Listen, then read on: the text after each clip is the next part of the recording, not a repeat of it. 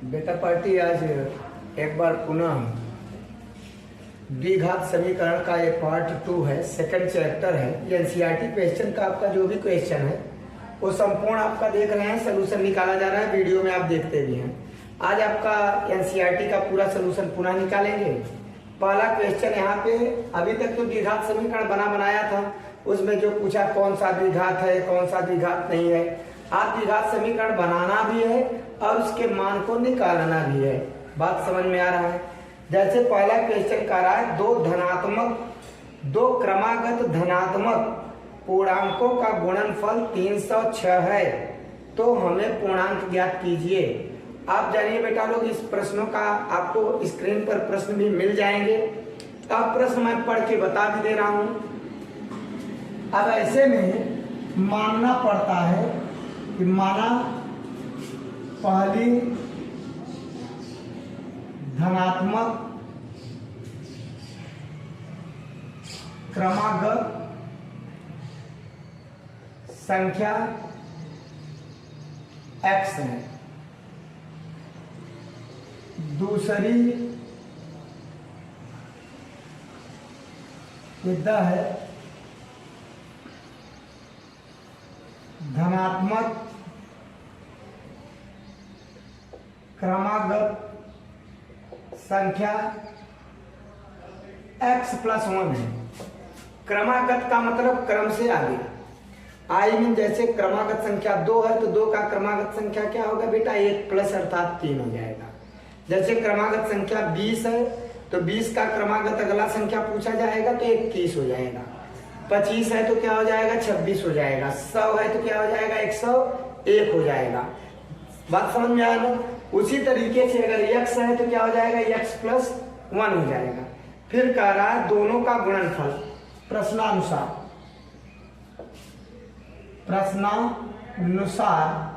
कह रहा है बेटा पार्टी कि दोनों का गुणा कर दें तो 306 हो जाता है। बात समझ में? देखो ये आपका समीकरण बनके तैयार हो गया। अब इसको हमको हल करना है।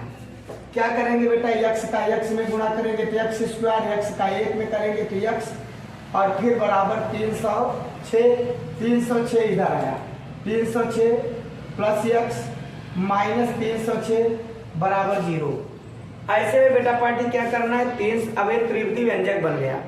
306 का ऐसा खंड करो, यहाँ माइनस है तो घटाने पर 1 आ जाए। ये आपको पूरा लगा के निकाल के बता रहे हैं कैसे। मान लो मुझे भी नहीं आता, आपको भी नहीं आता, तो कैसे निकालेंगे इसको जानिए आप।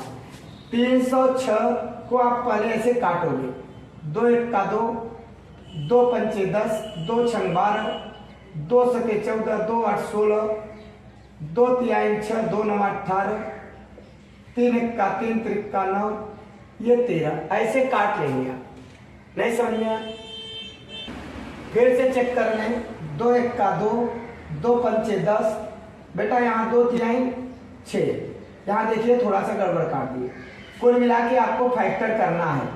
अब यहाँ तक 3 से कटेगा, 3 5 15, 3 1 का 3, 17 3 51 होता है, और यहाँ 17 है।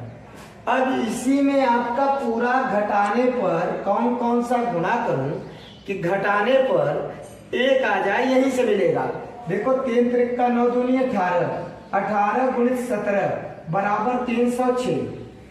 बात समझ में? अर्थात 18 में से 17 निकाल देंगे तो x square 18x minus 17x minus 306 बराबर 0। 18 में से 17 निकलेगा बेटा, क्या आ जाएगा? 1 आ जाएगा। समझ पा रहे हैं? समझ रहे हो? अब क्या करेंगे? यहाँ पे आप जोड़ा बनाओगे, यहाँ कॉमन x है तो यहाँ x प्लस 18 होगा। यहाँ दोनों में कॉमन माइनस 17 है बेटा, तो x प्लस क्या हो जाएगा? 18 हो जाएगा। ब्रैकेट से समान होना चाहिए। हो गया। इन दोनों को अब एक कोष्ठक में कर लेंगे, माने कॉमन इसको भी ले लेंगे तो ये कॉमन हो गया, यहाँ ये बच गया। फिर x माइनस 17 इक्वलेंट 0। अब दोनों का अलग अलग 0 से तुलना करेंगे। x प्लस 18 बराबर 0, x बराबर माइनस 18। अब ये इधर गया प्लस था माइनस, इसको लिखेंगे अमान्य है।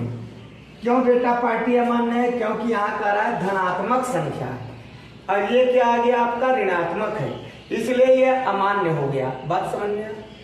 अब यहाँ पे x minus 17 equivalent 0, x equivalent क्या हो गया बेटा 17, ये आपका आंसर हो गया। ये कौन सी संख्या हो गई बेटा? ये पहली संख्या, अर्थात यहाँ लिखेंगे बेटा पहली संख्या 17 और दूसरी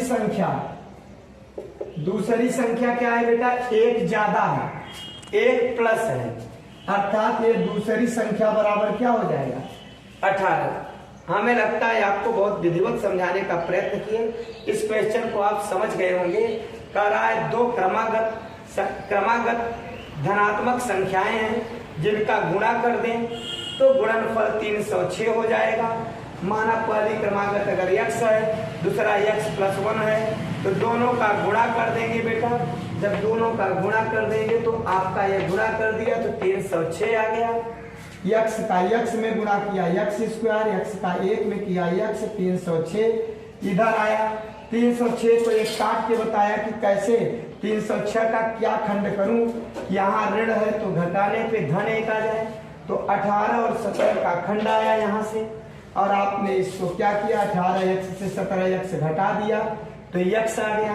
फिर दोनों का कॉमन ले लिया, यहाँ x कॉमन था तो यहाँ x और 18 बचा, यहाँ 17 कॉमन है तो यहाँ 17 कट गया, x बचा, यहाँ 17 का 306 में भाग दिया तो 18 आया। दोनों कोष्ठक बराबर था तो इसको एक स्थान पे, इसको एक स्थान पे किया। दोनों का अलग अलग किया तो ये -18 है जो अमान्य है क्योंकि संख्या धनात्मक था। और ये बेटा पार्टी -17 उधर जाएगा तो प्लस है, अर्थात ये पहली संख्या x है तो पहली संख्या 17 आ गया और दूसरी एक ज्यादा है तो प्लस कर दिया। ये एक बार पुनः रिवीजन कराएं, समझ गए? चलो नेक्स्ट क्वेश्चन में चलते हैं। एक्चुअल बेटा आपके स्क्रीन पर प्रश्न आ जाएगा, जरा सा भी टेंशन न लेना, लेकिन अभी प्रेजेंट में मैं पढ़ के सुना रहा हूँ और जब वहां रहेगा क्वेश्चन और आपके बुक में भी तो है एनसीईआरटी का क्वेश्चन, मिला लेना, संपूर्ण हल देने वाले हैं जिससे आपको कम से कम एनसीईआरटी के क्वेश्चन आते रहे, ये ध्यान रखना। नेक्स्ट क्वेश्चन देखेंगे। कह रहा है ध्रुव की माँ है, उससे 28 साल बड़ी है। चलो मानते हैं, माना ध्रुव की वर्तमान उम्र x वर्ष है। अब ध्रुव की माँ की वर्तमान उम्र x प्लस 26 वर्ष है। क्यों है बेटा पार्टी?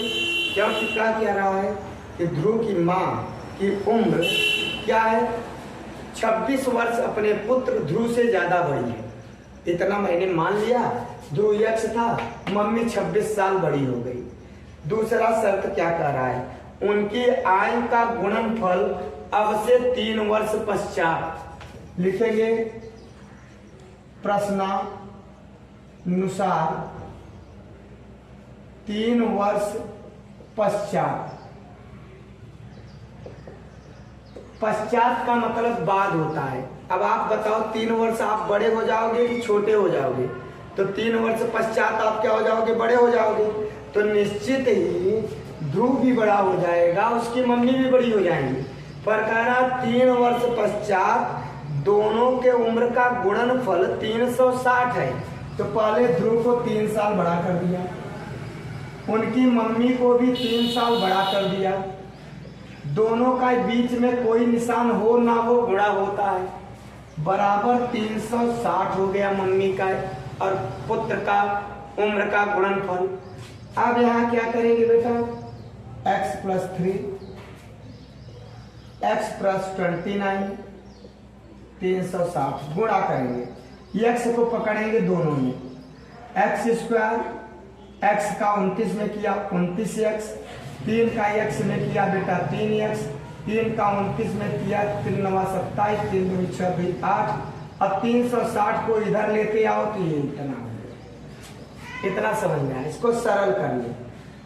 x स्क्वायर 29 में 3 जोड़ देंगे तो 32x, और उसके बाद 360 में से घटाएंगे क्या है 3, यहाँ 5 में से अगर बेटा निकलेगा 8 तो क्या होगा 15 में से 8 नहीं 7, और यहाँ 273। ठीक से घटा लो, क्योंकि जोड़ने घटाने में गलती नहीं होनी चाहिए। यहाँ पे 3 आया, 7 आया, 2 आया। समझ में आया क्या कैसे है?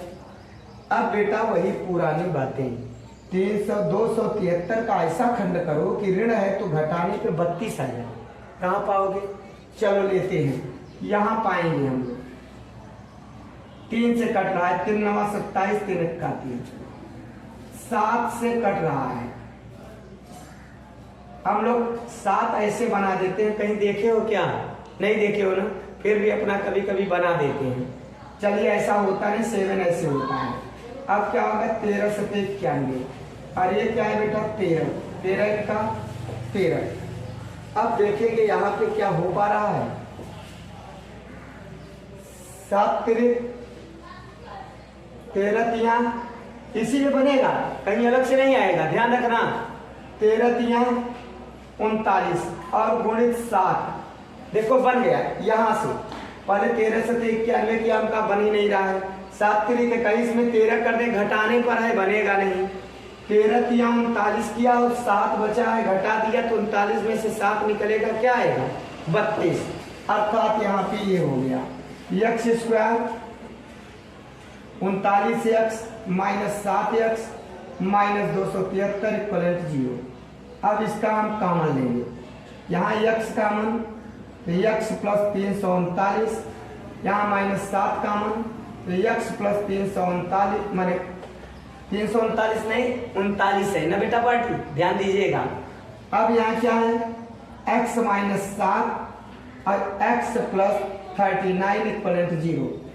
x माइनस 7 बराबर 0, तो x ऊपर कर देते हैं इसको। x माइनस 7 बराबर 0, तो x बराबर प्लस 7, और एक है x प्लस 39 बराबर 0, x बराबर माइनस 39। ये अमान्य है। क्यों अमान्य है? अब ये बताओ बेटा, कोई किसी का उम्र माइनस में जाएगा क्या? माइनस में तो जाएगा नहीं, इसलिए ये उम्र अमान्य है। धन में जो आया ये 7 वर्ष, ये सही है। ये जो 7 वर्ष उम्र है वो किसका है? ध्रुव। ध्रुव 7 वर्ष का है। अब मम्मी कई वर्ष बड़ी है बेटा पार्टी? 26 वर्ष। अब मम्मी को 26 वर्ष बड़ा कर देंगे, तो माँ का 7 प्लस 26 बराबर 7 और 6। आप दोनों का गुणा कर दो, ठीक है ना। 3 वर्ष बाद करा, 3 वर्ष बाद अगर ये शर्त पूरा करके देखो होता है कहीं, तो वहां पे सिद्ध भी करना चाहिए। कैसे सिद्ध करना चाहिए? 3 वर्ष बाद ध्रुव 10 वर्ष का होगा, मम्मी 3 वर्ष बाद 36 वर्ष की होगी, दोनों का गुणा करेंगे क्या आएगा 3। ठीक है, वहां नहीं आ रहा है, यहाँ देख लो। ये 3 वर्ष बाद क्या होंगे 10 के, ये 3 वर्ष बाद 6 के और 36 के, अर्थात गुणा करेंगे क्या आएगा 360। ऐसे क्वेश्चन को आपको प्रूफ कर लेना चाहिए। क्वेश्चन कहीं ऐसा ना हमने लगाया और बच्चे प्रूफ नहीं करते और क्वेश्चन क्या होता है गलत हो जाता है। तो ऐसी दशाओं में आपको हर समय अलर्ट होना है कि कहीं आपका क्वेश्चन गलत ना हो जाए। बात समझ में आ रहा है ना? शर्त के अनुसार तुरंत देखना चाहिए। कह रहा 3 वर्ष बाद गुणा करेंगे तो 60 हो जाएगा 360। 3 वर्तमान है, ये मैंने पहले ही वर्तमान लिख दिया है। आज इतना इतना है दोनों का, मम्मी का और बच्चे का। बच्चा ध्रुव अब 10 साल का हो जाएगा 3 वर्ष बाद। अब माता जी 36 की हो जाएगी, दोनों का गुणा करेंगे 360, अर्थात आपका ये उम्र 2 के दोनों माने 33 और 7 वर्ष सही है। समझ में आया होगा। चलिए नेक्स्ट चलते हैं। आपका क्वेश्चन बेटा पार्टी पूरा लगाएंगे भी, पूरा आपको सत्यापित भी करेंगे कि सत्यापित करके चेक कर लो कि क्वेश्चन सही है कि गलत है, जिससे आपका कोई भी क्वेश्चन गलत ना हो। आगे देखेंगे, एक रेलगाड़ी 480 किमी की दूरी समान चाल से तय करती है। यह जिसकी चाल में 8 किमी प्रति घंटा कम होती तो उसी दूरी को तय करने में 3 घंटे अधिक समय लेती। चलो, माना गाड़ी की सामान्य चाल x किमी प्रति घंटा। तो कमी वाला चाल डायरेक्ट कैसे भी लिख सकते हैं, x माइनस 8 किमी प्रति घंटा। बेटा पार्टी दूरी दिया है 480 किमी, यही सवाल दिया है, 480 किमी दूरी तय करना है। जब तय करता है तो यदि सामान्य चाल से जाता है, लेकिन अगर चाल उसका 8 किमी प्रति घंटा कम कर दिया जाए, कम हो जाए, तो समय जितने में पहुंचने वाला था ना उधर 3 घंटा ज़्यादा लग जाता। तो अर्थात प्रश्नानुसार यहाँ लिखो, प्रश्नानुसार समय बराबर दूरी बटे चाल। अब देखो लिखेंगे, कुछ मत लिखो, डायरेक्ट लिखो 480, ये समय, ये सामान्य समय हो गया। आप चाहो तो लिख सकते हो सामान्य समय, कमी वाला समय, लेकिन चाहो तो दोनों प्रश्नानुसार लिख दिए ना, फार्मूला वहां दिखा के डायरेक्ट लिखो समय। समय माने दूरी, दूरी बटे चाल, और इसमें क्या है, दूरी बटे चाल, अर्थात इसमें ज्यादा समय लगा होगा। धीरे धीरे जाओगे तो ज्यादा समय लगेगा ना, इसको इस तरफ लिख दो 480 माइनस x माइनस 8, ये भी समय है, ये भी समय है। धीरे धीरे गया कि इससे ये 3 घंटा ज्यादा लिया, डिफरेंस ऑफ 3, समझ गए। अब बेटा पार्टी एलसीएम लेंगे, x प्लस 8 माइनस 8, इससे ये कट गया, 480 ऊपर दोनों में कॉमन ले लो, इन दोनों में कॉमन ले लिया। अब x माइनस 8 से x माइनस 8 कटा, 1 8 बचा, यहाँ कुछ नहीं बचा है, कॉमन लेने के बाद 1 1 बचता है ना। तो अब क्या हुआ, x का गुणा करेंगे x हो जाएगा, यहाँ x से x कट गया, इसका गुणा करेंगे, कोष्ठक पहले ऋण है, इसका ध्यान रखेंगे, ऐसे हो गया। 480 दोनों में था, मैंने बाहर कर लिया है। चाहो तो आप डायरेक्ट लिख सकते थे 480x, या आप छोटे बच्चे हो कहो तो अंदर ही कर दो, ऐसे भी समझ रहे हो ना। चलो अच्छा समझ रहे हो तो ऐसा हो गया, ठीक है ना। अब क्या होगा, कोष्ठक को खोल देंगे, 480 x minus x plus 8 x minus 8 equivalent 3, x से x क्या हुआ, कट गया। देखो 3 से ऐसे काट सकते हैं, 16 3 48, यहाँ 1 बचा, 1 का गुणा यहाँ करेंगे x माइनस 8, और 1 का गुणा यहाँ करेंगे तो बराबर 160 गुणित 8, 8 भी है ये।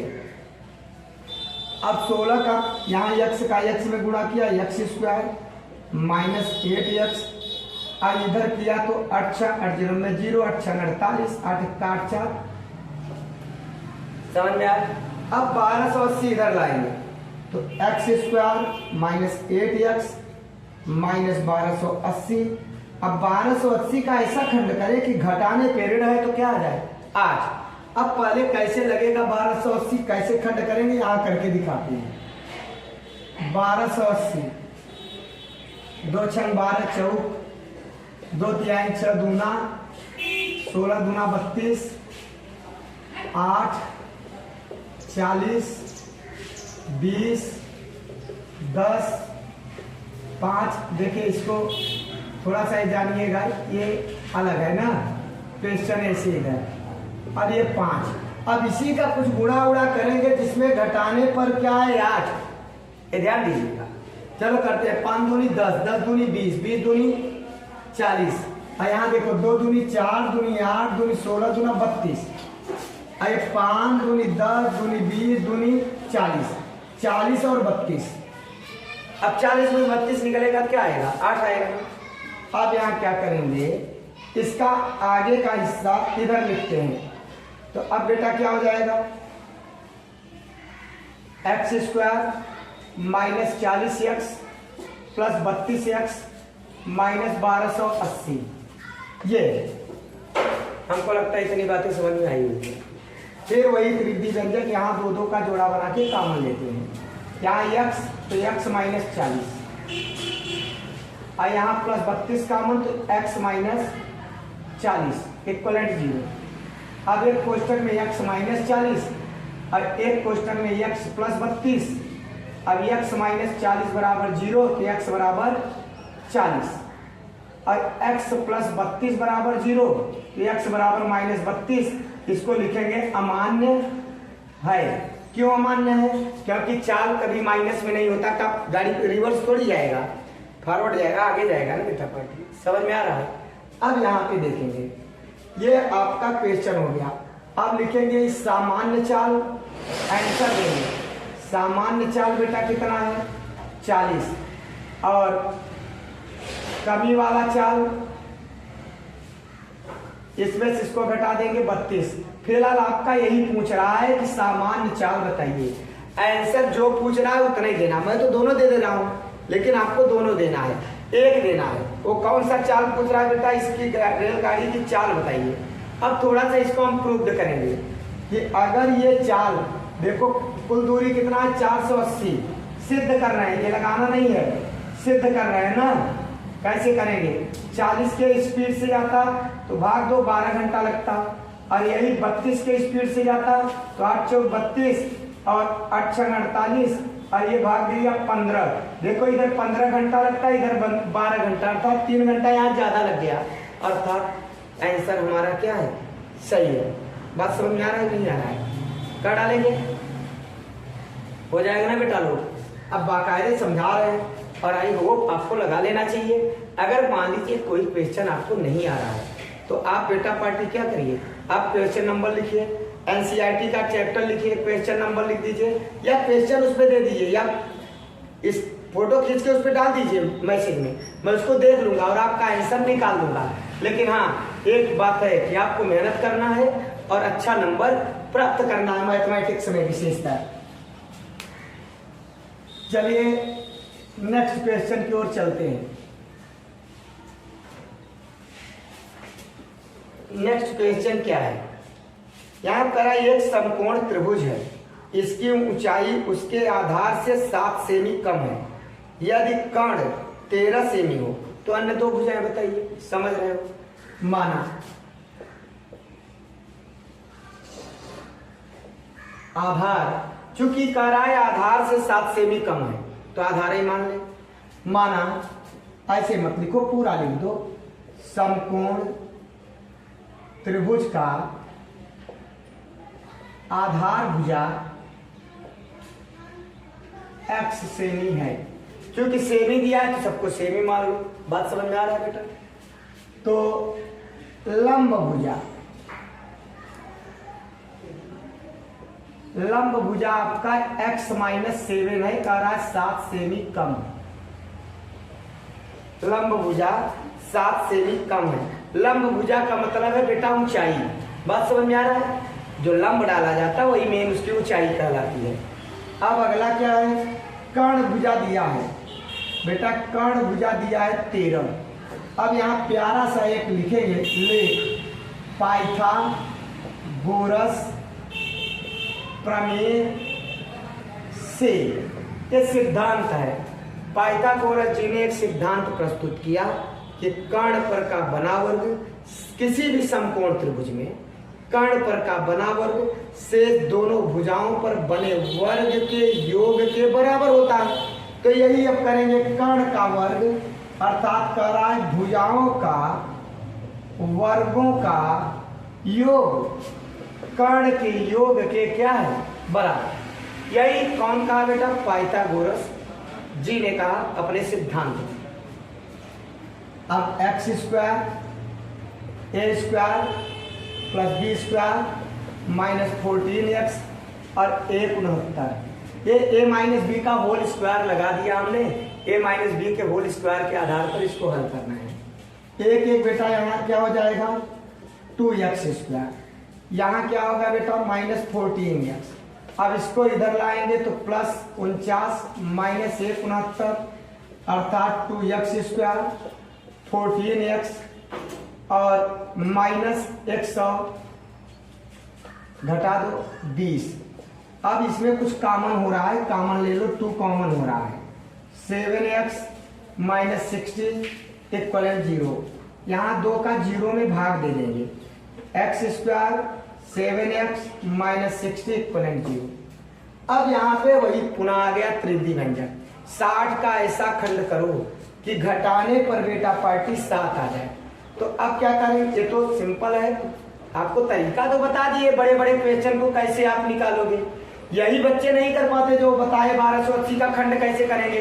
अब ढूंढने लगते हैं ऊपर नीचे मुंह करके, ऐसे थोड़ी निकलेगा कि आपका देखने लगेंगे, करने लगेंगे, सोचने लगेंगे, तुरंत आ जाएगा। 2 चीजों से आता है, या तो आपका बड़ा अच्छा अभ्यास है तो आप तुरंत देखेंगे फटाक से कर डालेंगे, या तो आपको जो तरीका बताया एक छोटे बच्चे की तरह उससे आप लगाना। इसका भी बता दे रहे हैं कैसे। जैसे 60 का खंड करेंगे, 2 काटा 30, फिर 2 से काटा बेटा 15, फिर काटा क्या है 5, फिर इतना। अब देखो हमको 7 लाना है, 7 लाना है तो 2 दूनी 4, 4 दूनी 8, घटाने पर 7 लाना है तो 5 दूनी 10, 5 दूनी 10 और 2 दूनी 4। देख रहे हो बेटा, 5 दूनी 10, 2 दूनी 4 आ रहा है क्या? खंड हो पा रहा है? नहीं हो पा रहा है। फिर से देखिए, 2 दूनी 4 दूनी 8, 5 दूनी 10। अब जब खंड नहीं हो रहा है तो आप ये जान लीजिए कहीं ना कहीं हम गलती तो नहीं किए हैं। एक बार उसको चेक करो, देखो यहाँ क्या होगा 30, फिर यहाँ पे काट दिया 15, 15 2 से कटता है क्या? लिख 2 रहे हैं, काट 3 से रहे हैं, अर्थात यहाँ क्या करोगे 3। और जैसे ये किया आपका कार्य हो गया। कैसे हुआ देखिए, 7 लाना है, 3 दूनी 6, 6 दूनी 12। अब 12 गुणित 5, अब 12 में से 5 निकलेगा क्या आएगा 7। ये तो सिंपल सा था, छोटा सा था, लेकिन ऐसे भी आप कर सकते हो। अगर नहीं हो पा रहे तो एक बार चेक कर लो, कहीं गलती तो नहीं किए हैं। अब चेक नहीं किए तुरंत टीचर के पास पहुंच गए, सर देख लीजिए। एक बात ध्यान रखना, जो आपका मेहनत है वो बड़ा अच्छा होना चाहिए। आप पहले स्वयं परिश्रम करो, स्वयं आप लगो, हो सकता है आपसे आ जाए, और आपसे जो आ जाएगा ना वो कभी भूलेगा नहीं। और टीचर का सिर्फ मार्गदर्शन लो बेटा लो। हम एनसीईआरटी पढ़ा रहे हैं, इसके अलावा भी बहुत सारे क्वेश्चन आपके बुक में हैं, उनको आपको अपने से हल करना है। अगर मान लीजिए उसमें से भी कोई नहीं आ रहा है तो बोले ना कमेंट बॉक्स में क्वेश्चन भेज दो आप। यहाँ x square minus 12x plus 5x minus 60 बराबर 0 कॉमन लेंगे। x कॉमन लिया, x minus 12 plus 5 x minus 12 equivalent 0। x minus 12 और x प्लस 5 बराबर 0। इतना समझ में आया कि नहीं आया? अब इसको हम ले चल के यहाँ लिखेंगे x माइनस 12 इक्वलेंट 0। फिर माने समझ रहे हो ना, यहाँ पे क्या हो गया आपका x बराबर इतना आ गया, और एक भुजा x प्लस 5 बराबर 0, x बराबर माइनस 5। इसको तुरंत क्या लिखेंगे? अमान्य है, जबकि त्रिभुज की कोई भुजाएं क्या कभी माइनस होंगी क्या? सोचने का विषय है, वो भी इसमें समकोण त्रिभुज में।